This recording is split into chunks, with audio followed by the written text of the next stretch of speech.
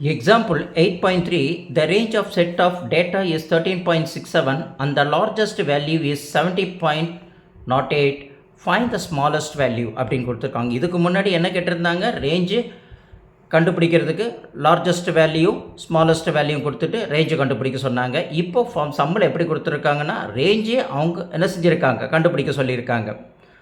Range equal to நம்மளுக்கு formula எவ்வளோ கொடுத்துருக்காங்க, கிவன் 13.67 கொடுத்துருக்காங்க.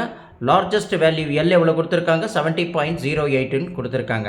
அப்போ அந்த range formula R equal to L minus S அப்படின்னு நம்மளுக்கு தெரியும். அப்போ ரேஞ்சுக்கு நம்ம என்னது, ரேஞ்சோட வேல்யூ கிவன் வேல்யூ எவ்வளோ 13.67 நம்ம எடுத்து எழுதிக்கிறோம். ஈக்குவல் டு அதில் லார்ஜஸ்ட் வேல்யூன்றது 70.08, அதையும் நம்ம எடுத்து என்ன செஞ்சுக்கிறோம், எழுதிக்கிறோம். மைனஸ் எஸ், எஸ் என்னது, ஸ்மாலஸ்ட் வேல்யூ இல்லைங்களா அது. இப்போ நம்மளுக்கு தேவையானது இது ஸ்மாலஸ்ட் வேல்யூ தான் நம்மளுக்கு தேவை இல்லைங்களா. அதனால் ஸ்மாலஸ்ட் வேல்யூவை ஈக்குவல்ட்டுக்கு இந்த பக்கம் கொண்டு வந்தால் ப்ளஸ் வேல்யூ ஆகிடும்.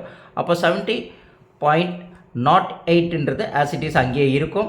இந்த 13.67 இருக்கு இல்லைங்களா, அந்த ரேஞ்சை அது ஈக்குவல்ட்டுக்கு இந்த பக்கம் கொண்டு வரும்போது மைனஸ் 13.67 அப்படின்னு வரும்.